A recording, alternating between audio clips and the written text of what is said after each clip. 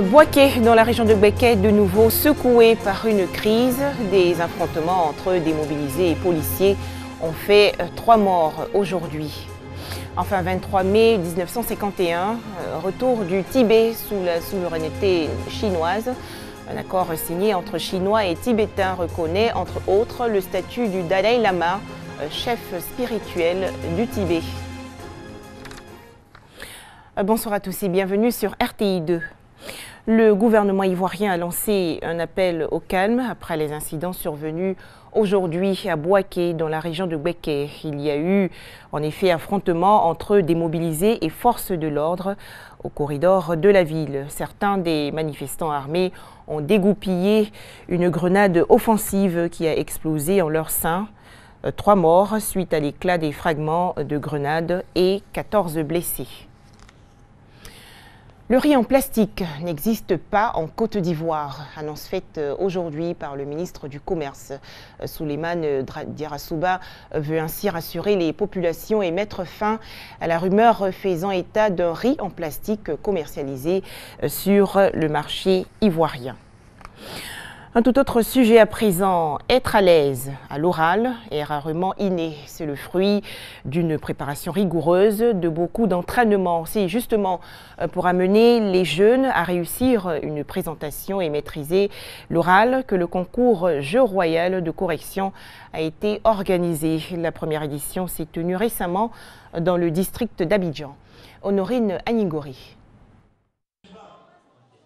Les épreuves de la première édition du concours Jeu royal de correction ont porté sur le jeu royal de correction qui consiste à s'amuser tout en subissant l'épreuve.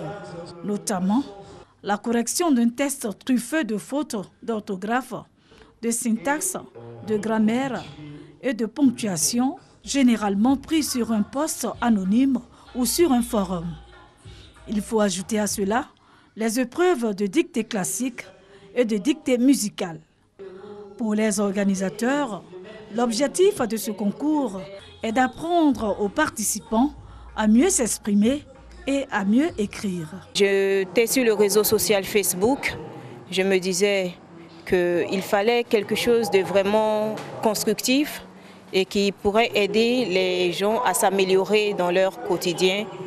Donc j'ai décidé comme ça de créer une tribune dominicale sur Facebook qui consiste chaque dimanche de 10h à 20h de publier un texte truffé de fautes et de permettre aux membres du groupe que j'ai créé à cet effet, qui s'appelle Jeu royal de correction, de trouver le nombre exact de fautes contenues dans le texte. Toutes sortes de personnes, des élèves, des retraités, même des analphabètes qui participent aussi. Le lauréat de cette première édition du concours du Jeu royal de correction, Hippolyte Adou, avec la moyenne de 18,66 sur 20. Il exprime sa joie et livre son secret. Je suis joyeux. Moi, la lecture, c'est mon premier passe-temps. Je ne peux pas faire une journée sans lire. Voilà, donc c'est beaucoup de lecture. Pour cet avocat et écrivain qui a assisté à ce concours, on ne peut réussir à ce genre de compétition qu'en s'adonnant résolument à la lecture. C'est une belle occasion pour inciter les personnes qui pourraient s'y intéresser à lire et à même faire des recherches. C'est un processus qui touche à pratiquement tous les aspects de la culture littéraire. Comme récompense, le trio gagnant et tous les participants à ce concours ont reçu des livres.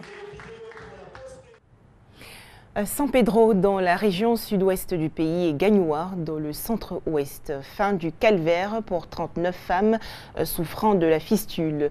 Après avoir bénéficié d'une formation, elles ont été réinsérées dans le tissu économique et social.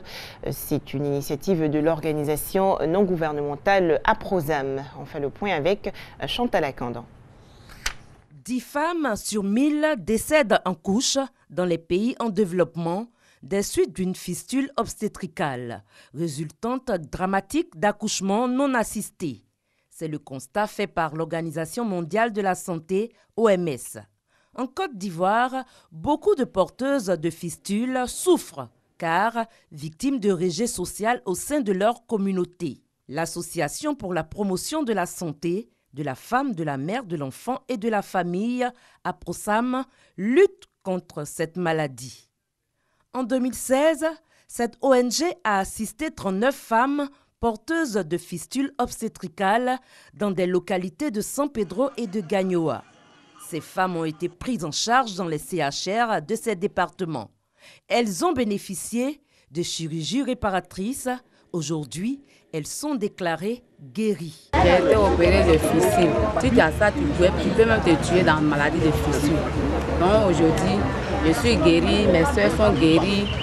La Côte d'Ivoire a fait des progrès en termes de chirurgie réparatrice, d'aide psychosociale et de réinsertion socio-économique des femmes qui en ont longtemps souffert. Le Fonds des Nations Unies pour la population, UNFPA, soutient l'AIBF et l'ONG APROSAM pour mettre en place des activités génératrices de revenus pour ces femmes guéries.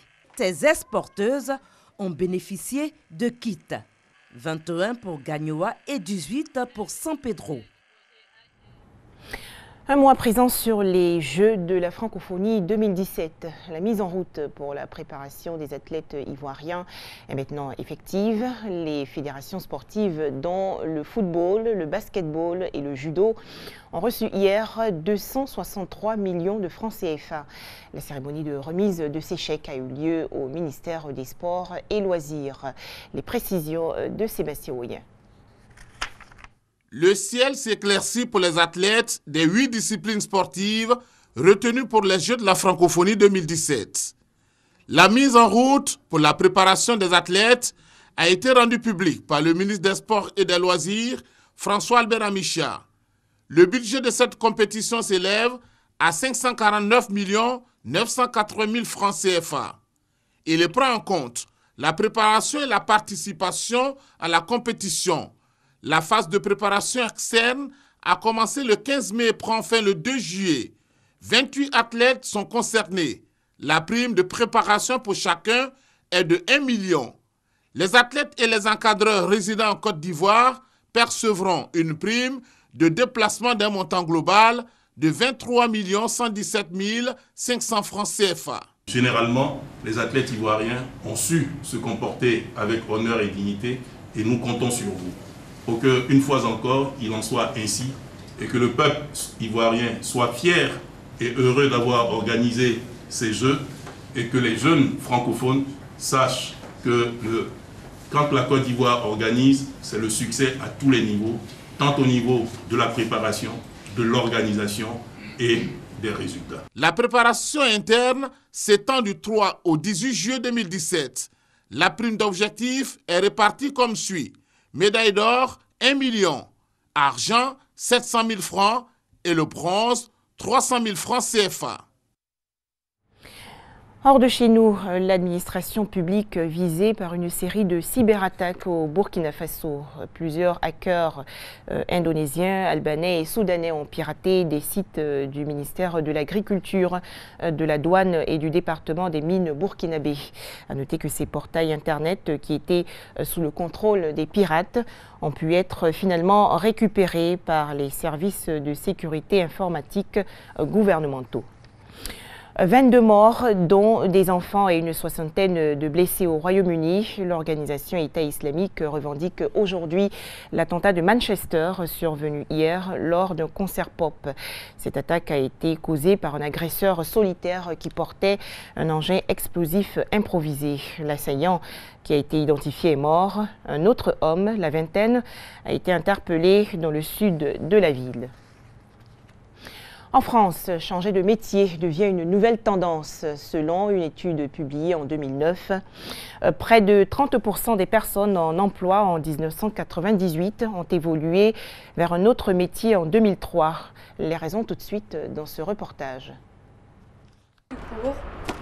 Ce matin-là, Leslie débute son nouveau job de coach sportif. Tu me le jettes au sol le plus fort possible. Pendant 30 secondes, tu le récupères et tu jettes. Ces gestes, elle les a pratiqués des milliers de fois. La championne a consacré une grande partie de sa vie au handball. À 26 ans, elle pense à l'avenir. Pour elle, cette reconversion est naturelle. Voilà. Ça me permet d'avoir toujours un pied dans le hand, dans le sport. Donc je serai plus actrice sur le terrain, mais voilà, je vais essayer de coacher des gens toujours dans le handball, mais avec un autre rôle à endosser. Hop, tu t'arrêtes, droite, gauche. Jean-Marie a la cinquantaine et aime les défis. Il y a 2 ans, il a réalisé son rêve, courir le marathon de New York. Le palmarès de la joueuse est un CV motivant. C'est intéressant parce que c'est quelqu'un qui a l'esprit de compétition et on a un peu envie de se mesurer très modestement à elle. Et c'est une vraie professionnelle du sport. Ton poids, tu essaies de le transférer de partout, pas comme ça. Recruter des sportifs de haut niveau, encore en activité, pour coacher des amateurs. Un filon jamais exploré sur le marché des coachs sportifs.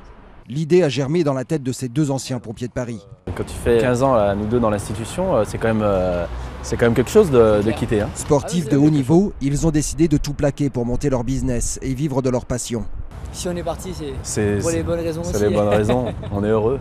Les pompiers nous ont donné cette rigueur, nous ont donné ce cadre de travail strict et cette mentalité de se dépasser et d'aller au-delà de ses limites. Sans bureau fixe, les 2 hommes travaillent avec un simple ordinateur. En moins d'1 an, ils collaborent avec une 50aine de coachs et ont séduit près de 300 clients. Honnêtement, on a appris sur le tard, on va dire qu'on n'a pas de formation particulière sur que ce soit du marketing, du commerce ou du web. Voilà, en étant curieux, on essaye petit à petit et puis pour l'instant ça nous réussit, donc on essaye de continuer dans cette voie-là. Une voie qui réussit également à Estelle Lévy. Dans la cuisine de sa boulangerie, cette bonne vivante enchaîne les baguettes. Tout ce qu'on vend, je le mange. Si les gens n'aiment pas, ils peuvent ne pas aimer. Mais moi, je sais que si c'est pas bon pour moi, c'est pas bon pour mes clients. Baguette chaude. Estelle est une ancienne cadre de l'agroalimentaire. Après une période de chômage, cette fille de commerçant décide de travailler à son compte. Elle, qui a Bac+4, gagne sa liberté en passant un CAP à 38 ans. Souvent dans les grandes structures ou dans beaucoup de métiers, on est amené à faire des choses où on se perd soi-même, qui ne nous correspondent pas. On ne retrouve plus trop d'équilibre, on est obligé de compenser par beaucoup d'activités extra-professionnelles. Là, moi j'ai plus ce problème-là parce que mon quotidien me correspond. Et ça redonne un sens. Le mot simple, c'est je suis libre et mon travail a un sens. Une quête de sens plébiscitée par les Français. Le phénomène n'est pas nouveau, mais prend de l'amplitude. En 2015 déjà, une enquête de l'Institut Opinionway montrait que 4 salariés sur 10 souhaitaient changer de profession. Enfin, 23 mai 1951, le Tibet, région de plateau située au nord de l'Himalaya en Asie, devient une province de la Chine. Un accord signé entre Chinois et Tibétains va alors légitimer l'occupation chinoise et confier les affaires étrangères à Pékin en échange d'une autonomie régionale et du respect de l'identité religieuse. L'accord en 17 points, où l'accord sino-tibétain est un traité conclu le 23 mai 1951 à Pékin entre des délégués du 14e Dalai Lama et la République populaire de Chine. Cet accord survient suite à une déclaration faite par Mao Zedong qui annonce que le Tibet est désormais une terre chinoise et doit être ramené de gré ou de force dans le giron de la mère patrie. Une volonté de la Chine qui crée un conflit avec le Tibet. Le pays tente de résister aux nombreuses attaques de l'armée chinoise sur plusieurs frontières. En avril 1951, le gouvernement tibétain envoya à Pékin une délégation dans le but de trouver une solution négociée avec les autorités chinoises. Les membres de la délégation tibétaine avaient reçu des instructions très précises avant de partir pour Pékin. Ils devraient rester fermes sur l'indépendance du Tibet. Les négociations s'ouvrirent le 29 avril et le 23 mai 1951. Les négociations s'ouvrirent le 29 avril et le 23 mai 1951. La délégation tibétaine signa l'accord en 17 points. Dans cet accord, il est dit que, à l'intérieur de cette grande famille de toutes les nationalités de la République populaire de Chine, une autonomie régionale nationale sera exercée dans les territoires où les minorités nationales sont concentrées. Cet accord marquant l'entrée du Tibet au sein de la République populaire de Chine fut immédiatement rejeté par les autorités tibétaines dès qu'elles en prirent connaissance. Celles-ci déclaraient que les membres de la délégation avaient été soumis à des pressions insoutenables pour signer le document et que le sceau du gouvernement tibétain qui y est apposé avait été falsifié.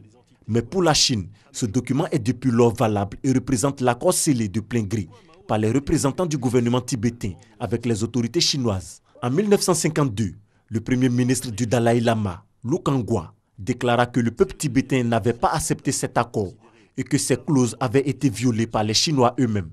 8 ans plus tard, en mars 1959, le soulèvement tibétain éclatait. Le Dalai Lama s'exila alors et le 18 avril, parvenu en Inde, dénonça l'accord en 17 points et le déclarant signé sous une contrainte par le gouvernement chinois. La Commission internationale des juristes déclara alors que par cette répudiation, le Tibet s'était juridiquement libéré des obligations qui étaient les siennes en vertu de l'accord. En 1993, à Londres, une conférence de juristes sur le statut du Tibet, selon le droit international, déclara que l'accord de 1951 était invalide car signé sous la contrainte. Voilà des précisions de Moussa Konaté. Merci de nous avoir suivis. C'est la fin de cette édition.